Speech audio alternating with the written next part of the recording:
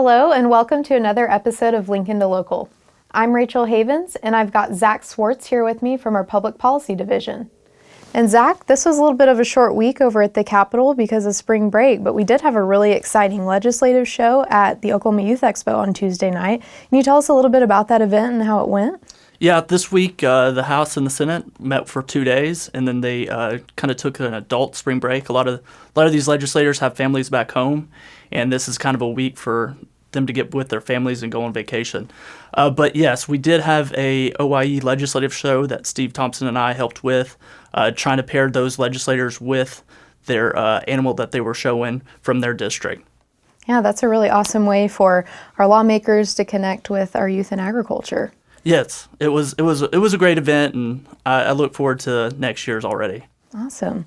Well, despite it being a short week, we did see some movement still with some bills at the Capitol. Can you tell us a little bit about some of those? Yes, with deadline coming up next week, next Thursday, there was several bills on the floor. So with the 2 days, they went through a lot of bills. So some of those bills that we have not concerned or not a high priority of ours, but we were tracking that, is Senate Bill 1624. They're calling that the farm to cafeteria. It would move the food nutrition from education to the Department of Ag.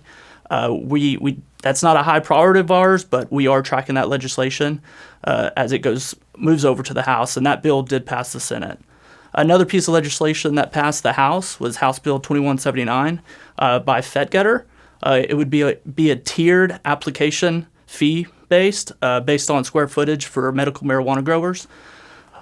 We will probably support that maybe going forward. We'll just see where that will go. The title is off on that bill, so we will keep tracking that when it moves over to the Senate. Awesome. And I know we'll probably expect a pretty busy week next week with committee deadlines, so we'll be following up for sure. I know next week we also have our Collegiate Farm Bureau Day at the Capitol. Can you tell us a little bit about that event and what to expect? Yes, right now we have about 27 Collegiate Farm Bureau members from all over the state. They're going to come in Wednesday, the 23rd, go see our good friend at the Stockyards, Kelly Payne. Then that night we'll actually do a event at the Regional Food Bank. So it's kind of a get-together, network with other collegiate chapters. And then that following day we'll go to the Capitol. We have a meeting set up with Lieutenant Governor Matt Pinnell, and then we'll follow that up with a briefing with Secretary Arthur. So it's going to be an exciting day, and hopefully these members will get to see what we do at the Capitol every day.